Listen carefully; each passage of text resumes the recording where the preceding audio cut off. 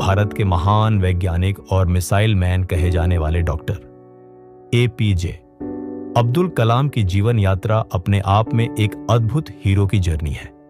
ये कहानी हमें सिखाती है कि चाहे हालात कितने भी कठिन क्यों ना हो, अगर मन में सपना हो और उसे पूरा करने की लगन हो तो कोई भी बाधा बड़ी नहीं होती। 1931 का साल, तमिलनाडु के रामेश्वरम का एक छोटा सा कस्बा, समुद्र किनारे स्थित एक साधारण घर में एक बालक जन्म लेता है। नाम रखा गया अबुल पकीर जैनुलाब्दीन अब्दुल कलाम। उनका परिवार अमीर नहीं था। पिता नाव चलाकर जीवन यापन करते थे और मां गृहिणी थी।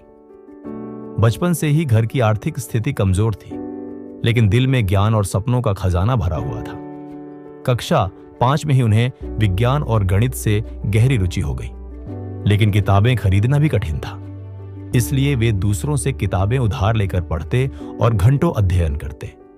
जब बाकी बच्चे खेलते, तब कलाम जी समुद्र किनारे बैठकर तारों को देखते और सोचते, एक दिन मैं भी आसमान को छूऊंगा। पढ़ाई के साथ साथ उन्होंने अखबार बांटने का काम किया ताकि घर का खर्च चल सके और अपनी शिक्षा जारी रख सके।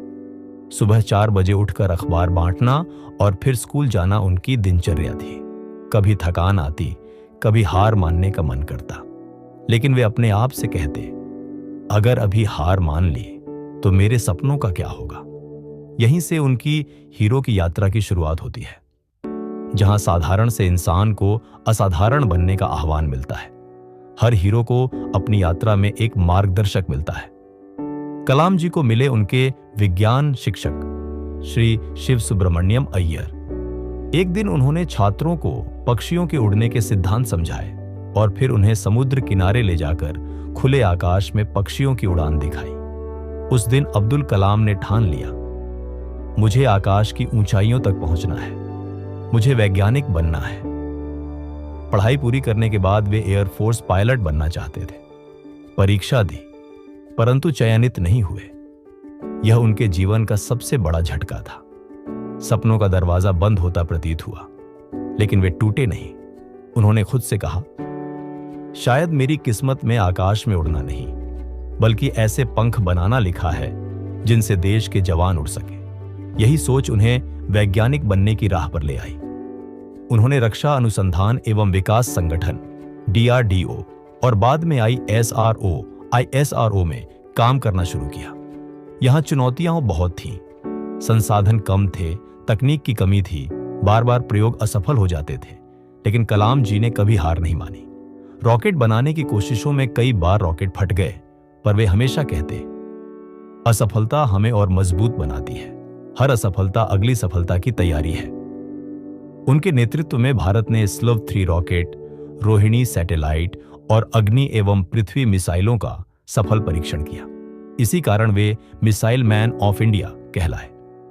1998 में पोखरण परमाणु परीक्षण की सफलता ने दुनिया को भारत की शक्ति दिखा दी। इसमें कलाम जी की महत्वपूर्ण भूमिका थी। अब वे सिर्फ वैज्ञानिक नहीं रहे, बल्कि पूरे देश के लिए राष्ट्रीय हीरो बन गए। उनकी सादगी और समर्पण ने हर भारतीय का दिल जीत लिया। बाद में वे भारत के राष्ट्रपति बने, जनता के राष्ट्रपति।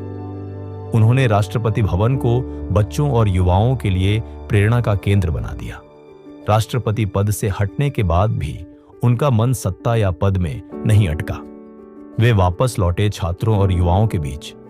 वे गांव-गांव, स्कूल-स्कूल जाकर कहते, सपना वो नहीं जो आप सोते वक्त देखते हैं, सपना वो है जो आपको सोने न दे। उनका असली उद्देश्य था भारत की युवा पीढ़ी को सपने देखने और उन्हें पूरा करने के लिए प्रेरित करना। 2015 में शिलांग, मेघालय में एक व्याख्यान देते समय उनका निधन हुआ। आखिरी सांस तक वे छात्रों को प्रेरित करते रहे। एक गुरु की तरह वे अंत तक ज्ञान बांटते रहे, ये साबित करते हुए कि असली नायक कभी नहीं रुकता।